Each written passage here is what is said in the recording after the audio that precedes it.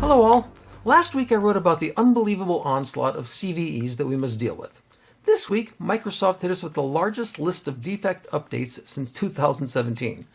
Other vendors that are on the same patch cadence didn't disappoint either, with both Adobe and SAP proffering fixes for defects. Additionally, there were some significant updates and warnings from Fortinet, Juniper, and Google.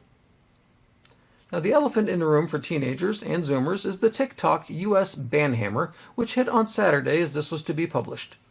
Attempts to use VPNs to get around the blocks were mostly failing, indicating that ByteDance knows which usernames are from the United States.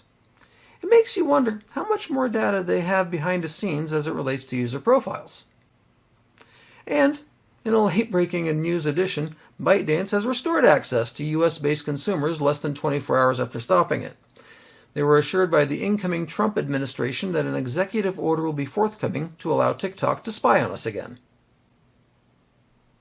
Adobe patched a large percentage of their product offerings this week. Several are rated as critical. Thankfully, none of the updates are known to be an active exploitation. Yet. Fortinet has released updates for several flaws, one of which is a 0-day that has been actively exploited since at least November 24.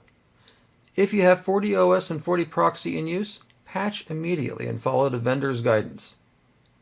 Juniper Networks, which hasn't made the news in a while, decided to join this week's list with dozens of vulnerabilities and several high-profile defects being plugged in their Juno OS. As mentioned, Microsoft broke records this week with 161 defects and flaws receiving patches and updates. And depending on which researcher you follow, there are either 3 or 8 0-days in this mix. I don't need to say it, but I will anyway. Vet these and patch quickly. rsync is an open-source file transfer and sync tool that is rather ubiquitous. Google and independent security researchers discovered 6 different defects that, when chained, can enable complete takeover. Shodan results reveal that there are over 600,000 servers on the internet that could be susceptible to being owned. If your system or software uses rsync, check for patch updates immediately, and implement mitigations in the meanwhile. SAP has patched several critical vulnerabilities in their NetWeaver and BusinessObjects business intelligence software.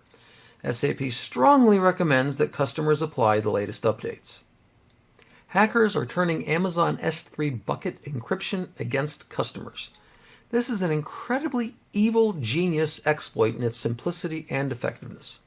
A threat actor gains privileged access to someone's Amazon Simple Storage service, then changes the encryption keys to something that only the threat actor possesses.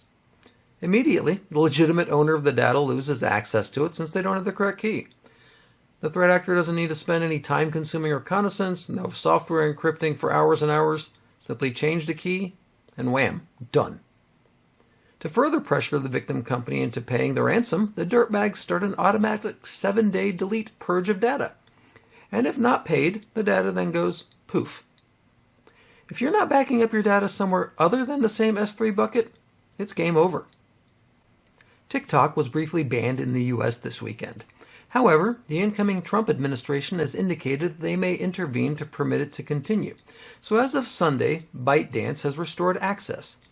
Meanwhile, refugees from TikTok have been flocking like zombies to other Chinese apps such as RedNote, aka Zhonghongshu, and Lemon 8, the latter also being owned by ByteDance and subject to being banned.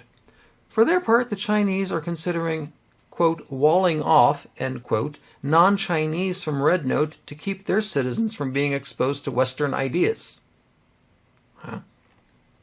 The TikTok ByteDance situation is a stark reminder that security professionals have a Sisyphean job as it relates to security of the general populace. Marketers have long known that if you offer trinkets, people will give up treasure in exchange. And in this day and age, data is king. And kingdoms are not built on gold treasure anymore, but on how much you know and can use to your advantage as a result. When it comes to trading trinkets for treasure, marketplaces such as Alibaba, Amazon, Baidu, ByteDance, Oriental Trading Company, and Temu have cheap Chinese trinkets aplenty. Keep the shields up.